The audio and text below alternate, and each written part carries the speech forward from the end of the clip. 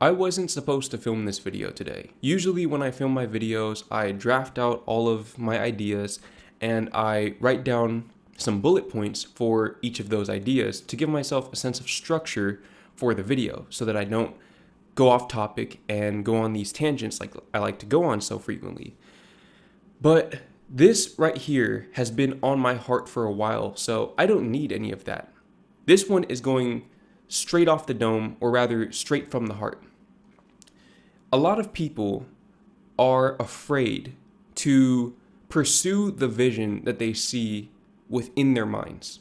The vision that they see, even if just in glimpses, whenever they close their eyes to go to sleep at night, or when they wake up in the morning.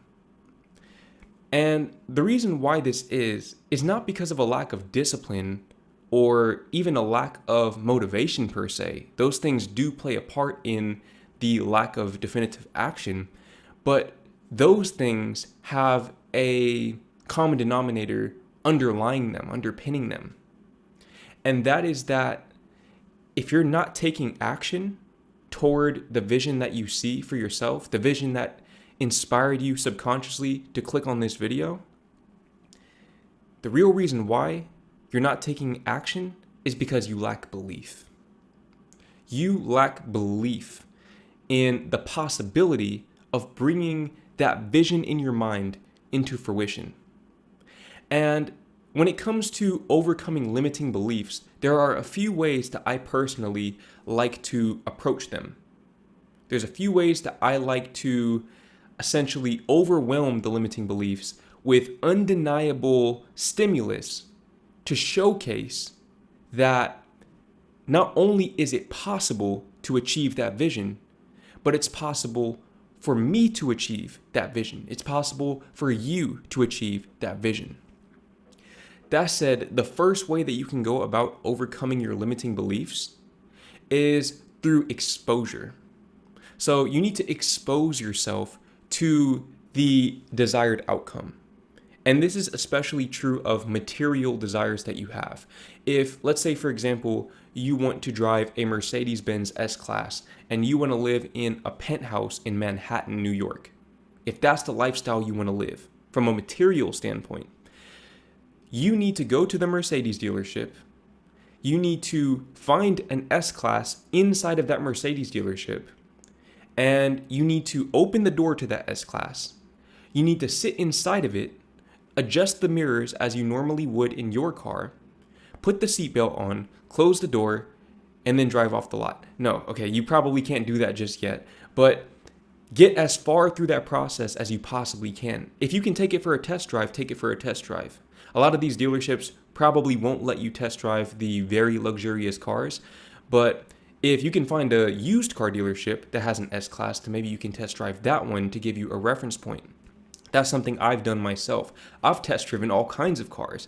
I've test driven Teslas. I've test driven Mercedes-Benzes. I think I did a CLA 250. I did a C-Class, so nothing too major. But I've test driven a BMW M5. I've test driven an Audi S5 convertible. That one was a lot newer. I test drove a Porsche Boxster. I've test driven all kinds of cars. BMW 3 Series cars. I actually had one of those myself a few years back. I have test driven all kinds of cars with no intention of getting them, by the way, knowing that I didn't have the money to actually leave the dealership with them, but also knowing that one day I would. And by visiting that dealership and sitting in that Mercedes S-Class and taking a test drive if you can, by going to Manhattan, yes, spending your money to go to Manhattan, to go to a specific condominium or apartment building that you want to live in, and asking for a tour as if you are really going to move there, because you are. Maybe not today, maybe not within the next few years, but eventually you're going to move there.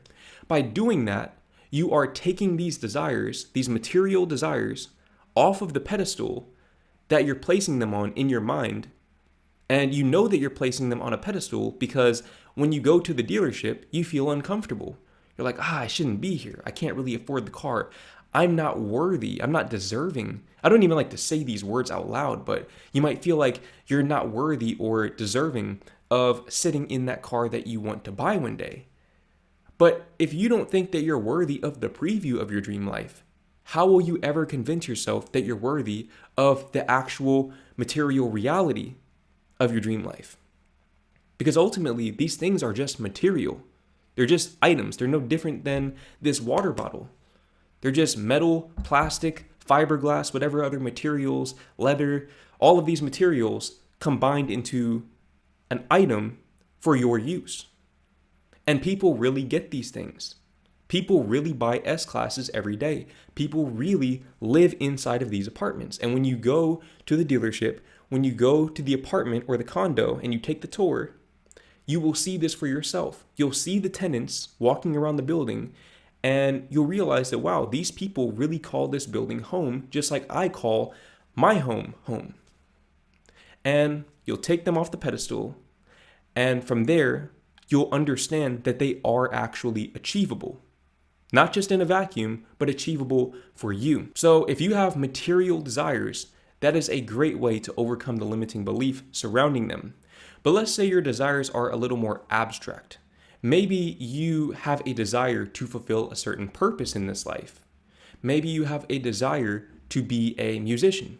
Maybe you have a desire to speak on a stage. Maybe you have a desire to be around A-list celebrities and help them improve their lives somehow. You need to find evidence that these realities are actually possible. You need to find some sort of evidence that it is possible to see this into fruition. And you will do this through what is known as vicarious self-efficacy. What does that mean? I'm throwing these big words at you. Basically, vicarious self-efficacy is when you experience self-belief through somebody else's experience. So, for example, my channel, the reason why my channel exists is to show you that you are capable of so much more than you think.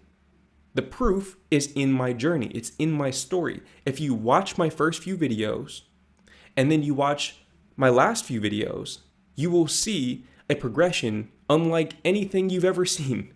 Okay, you will see somebody level up in real time. And in a few years, when you see those videos and compare them to these ones, you'll see somebody who has, again, leveled up. And the whole purpose of that is to show you, this is, by the way, why I never really delete videos. The whole purpose of my channel and of that journey, that progression, is to show you that you can undergo a similar progression.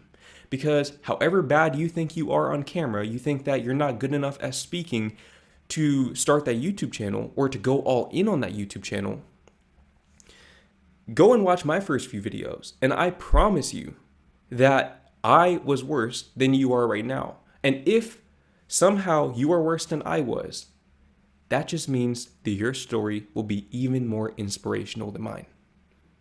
Because ultimately, what creates inspiration? Progression creates inspiration.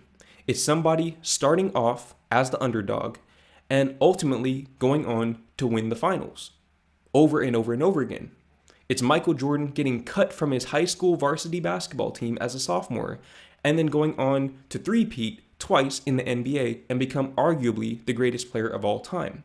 Such a great player that my parents decided to name me after him. That is inspiration. But inspiration comes from progression. It comes from you starting off being bad at whatever it is that you're visualizing for yourself, whatever purpose it is that you can feel within the depths of your soul, trying to emerge through you. Understanding that you will be bad at that, and that is a good thing, not a bad thing. Failure is not a bad thing because failure is ultimately how you learn. You learn from your losses, or if you're wise, you learn from other people's losses. Which, if that's something that sounds interesting to you, then you can click the link in the description to figure out how I can help you undergo a similar progression to the one that I've undergone in much less time, because you get all of the lessons with none of the losses. You'll incur your own losses as well along the way, but you won't incur the same losses that I incurred. And from there, you can take your losses and you can help the next person avoid those losses, as well as the losses that I had to undergo that you didn't. And you can inspire them to make progress in their own lives. But first, you have to start. And not only do you have to start, but you have to go all in. In order to go all in, you have to believe that it's possible.